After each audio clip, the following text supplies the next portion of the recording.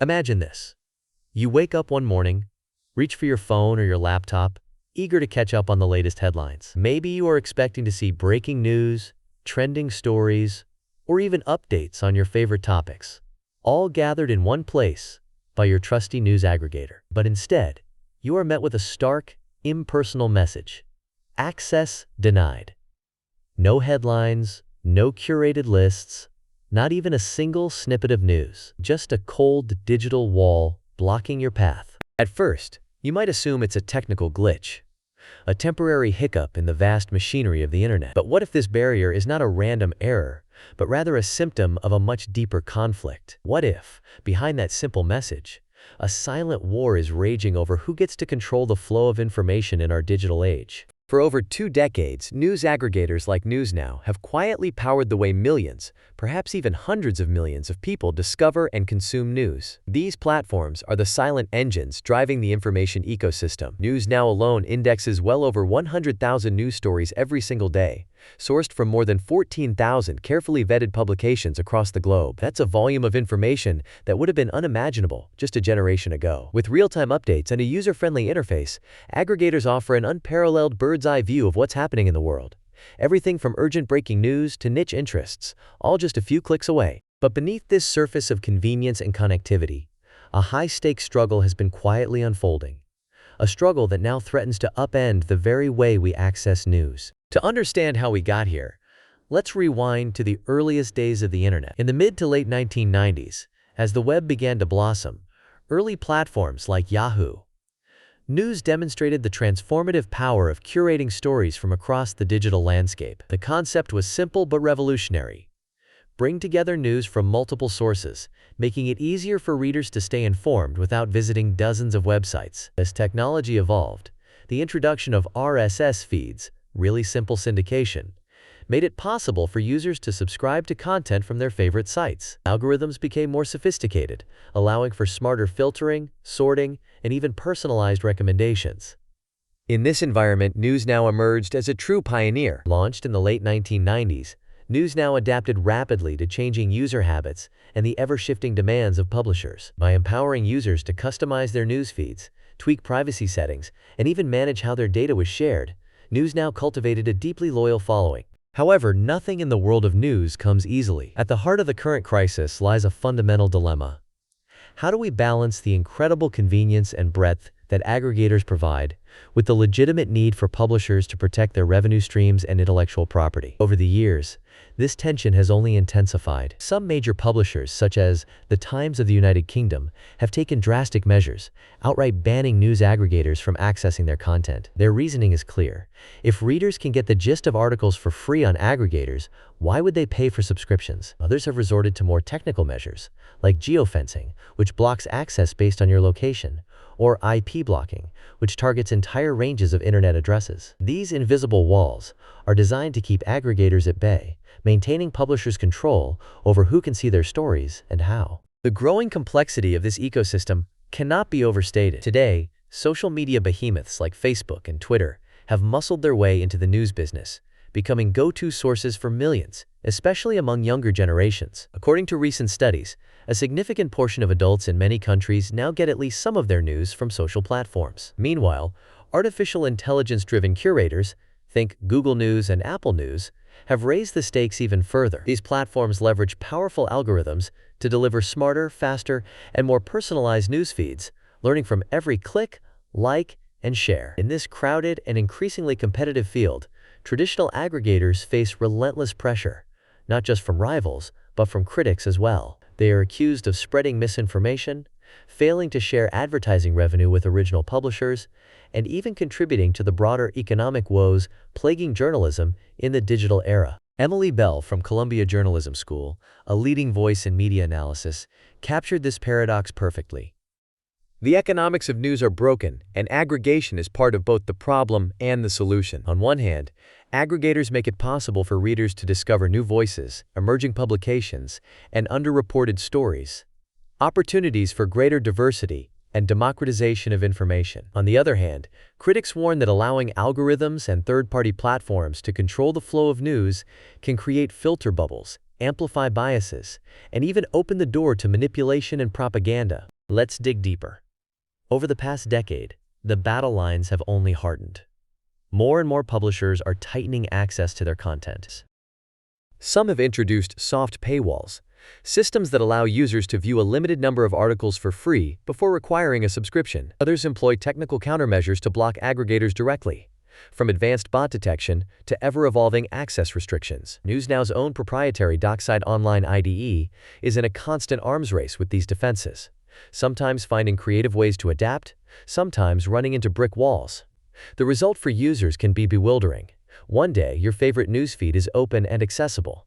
The next, you're staring at a wall of access-denied messages with no explanation in sight. Even NewsNow's CEO, Struan Bartlett, acknowledges the challenge. As he puts it, their mission is to be the most accurate and comprehensive news aggregator. But what happens when they are locked out by the very sources they aim to serve? This isn't just a technical hurdle. It's an existential question for the future of news aggregation. Let's pause and consider the critical implications. If more and more publishers continue to shut their virtual doors, and aggregators lose their ability to deliver the news, then who really gets to decide which information reaches us? What does this mean for the principle of open access to news, a cornerstone of digital culture for over 20 years? Let's look ahead. What could the future hold if these battles between aggregators and publishers intensify further? Imagine a world where the access-denied message is not a rare annoyance, but the new normal. As more publishers deploy geofencing, IP restrictions, and increasingly sophisticated paywalls, users may find themselves unable to access a diverse range of perspectives from a single, convenient hub. As media expert Rasmus Kleis-Nielsen has warned, this trend could lead to a fragmented information ecosystem. Instead of enjoying one-stop news hubs, audiences might be forced to leap from site to site, juggling logins, subscriptions, and ever-changing access rules. Or, perhaps even worse, they might come to rely solely on the handful of platforms, usually massive tech companies or AI-driven apps, that can still negotiate access to a broad array of content. This scenario carries profound risks. First and foremost is the issue of control. If only a few tech giants, social networks, or AI-powered aggregators have the ability to aggregate news, then they effectively set the rules for what information gets seen and by whom. Algorithms, rather than human editors, determine which stories rise to the top, which voices are amplified, and which are buried. This can easily reinforce filter bubbles, as algorithms learn to serve us what we already like or agree with, gradually narrowing our exposure to new ideas. It also opens the door to the amplification of bias, the spread of misinformation, and even outright manipulation, as the pursuit of clicks, shares, and engagement often overshadows rigorous editorial judgment. The stakes are not just theoretical. The past few years have shown us, time and again, how misinformation can spread like wildfire through digital channels, influencing elections, public health decisions, and even sparking social unrest. When algorithms favor sensationalism over substance, or when access is restricted to only certain platforms, the very foundation of informed citizenship is at risk. But amid these challenges, there are also opportunities for positive change.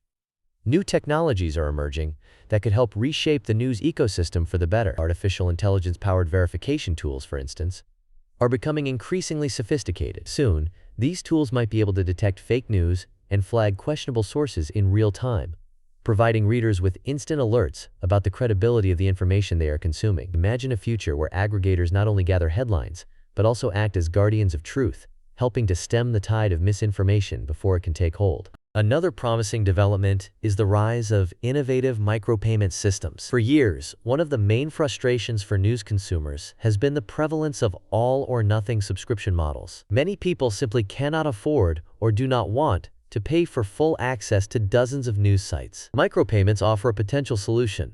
Users could pay a small fee to unlock individual articles or support quality journalism on an article-by-article basis. Aggregators could play a crucial role here, acting as intermediaries that facilitate these microtransactions across multiple publishers, making it seamless and convenient for users to support the news they value most. Let's not forget the importance of compliance and user privacy in this evolving landscape. News aggregators like NewsNow must now navigate a maze of data protection regulations, such as the General Data Protection Regulation, or GDPR, in Europe, that set strict rules on how user data can be collected, stored, and used. While these regulations are designed to protect consumers, They also add another layer of complexity for aggregators, who must balance the need for personalization and customization with the imperative of safeguarding user privacy. So what does all of this mean for you, the everyday news consumer?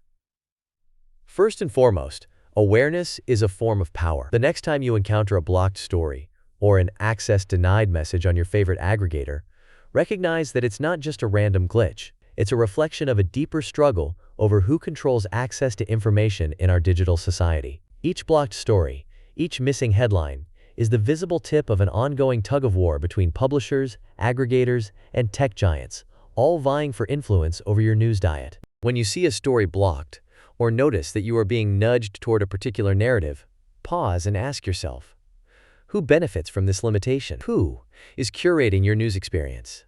Is it a publisher protecting their business model, an algorithm chasing engagement, or a platform steering you toward certain sources? Second, diversify your news habits.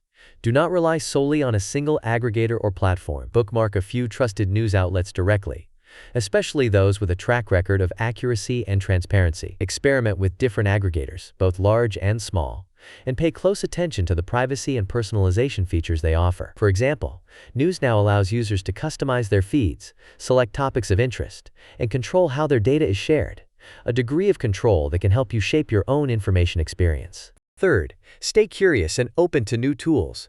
The innovations we discussed, micropayments, AI-driven verification, transparency features, are not science fiction. They are being developed and deployed right now. If a platform offers transparency about how stories are selected, flagged, or ranked, take advantage of these features. Demand greater openness from the services you use, and whenever possible, consider supporting quality journalism, even if it's just a few cents at a time. Your choices, multiplied by millions of users, can have a real impact on the future of news. Let's also consider the broader historical context. The fight over news aggregation is not entirely new. Throughout the history of media, each technological leap from the printing press to radio to television has brought with it new battles over control, access, and revenue. In the early 20th century, radio networks clashed with newspapers over who would get to break the news first. In the 1950s and 60s, television upended the newspaper industry once again. Each time, the landscape shifted, but the core question remained: who decides what information reaches the public? Today's struggle over digital news aggregation is simply the latest chapter in this ongoing saga. The difference now is the scale and speed at which information and misinformation can spread. With the click of a button, a story can reach millions across continents in seconds. This unprecedented reach makes the stakes higher than ever before. Let's hear from more experts. Freddie Mayhew, a media analyst at Press Gazette, notes that NewsNow provides a genuine service of use to readers, but points out the lack of revenue sharing with publishers. Cory Doctorow, a prominent commentator on digital rights, argues that copyright should not be used to stifle aggregation and fair use, warning that overly restrictive policies could ultimately harm both readers and publishers. Jeff Jarvis from the City University of New York highlights a key benefit. Aggregators drive traffic and discovery, benefiting both users and publishers. Yet, as Rasmus Kleis-Nielsen from the Reuters Institute observes, news aggregators are reshaping the media landscape, creating both new challenges and opportunities. Let's explore some possible future scenarios in more detail. Scenario 1. The access denied message becomes increasingly common as publishers double down on restricting aggregator access. In this world, aggregators must either negotiate costly licensing agreements or find alternative ways to gather news, such as decentralized web scraping or even user-submitted content. The likely outcome?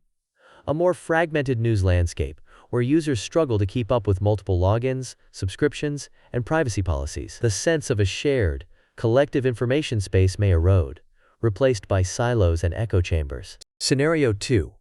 Artificial intelligence-driven content verification becomes a standard feature of news aggregation. Advanced AI tools scan every article, cross-reference sources, and flag questionable or misleading information before it can spread widely. In this scenario, aggregators become trusted gatekeepers, helping to restore faith in the credibility of online news. However, the effectiveness of these tools will depend on ongoing investment, the quality of training data, and the willingness of platforms to prioritize accuracy over pure engagement metrics. Scenario 3.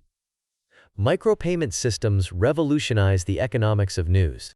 Users can pay small amounts, perhaps just a few cents, to access individual articles, or support their favorite journalists. Aggregators facilitate these transactions, making it easy to consume high-quality journalism from a variety of sources without the burden of full subscriptions. This model could help sustain independent voices and niche publications that struggle under the current advertising-driven system. There are also hybrid scenarios, where elements of all three approaches coexist. Perhaps some aggregators will focus on premium, licensed content, while others double down on user empowerment, transparency, and AI-driven verification. So circling back to the central question, if aggregators are locked out, who controls what news we see? Increasingly, it will be a mix of publishers defending their turf, platform giants leveraging algorithms, and, crucially, users who demand transparency, access, and diversity. The balance of power is shifting, and the outcome is far from certain. Here's a little-known fact. Even as NewsNow and other aggregators face mounting blocks and restrictions, they still manage to index well over 100,000 stories every single day, sourced from more than 14,000 publications spanning every continent. The fight for open access is far from over. Your engagement, your curiosity, your demand for accountability, your willingness to explore new tools matters more than ever. As we look ahead, the future of news will be shaped not just by publishers and platforms, but by all of us, by our choices, our voices, and our commitment to staying informed. What do you think? Do you trust news aggregators more than social media? How do you get your news? Are you concerned about the growing power of algorithms? Or are you hopeful that new technologies will lead to better, more trustworthy journalism? Let us know your thoughts in the comments below. If you found this deep dive insightful, don't forget to hit subscribe and share this video to keep the conversation going. Together, we can help shape the future of news.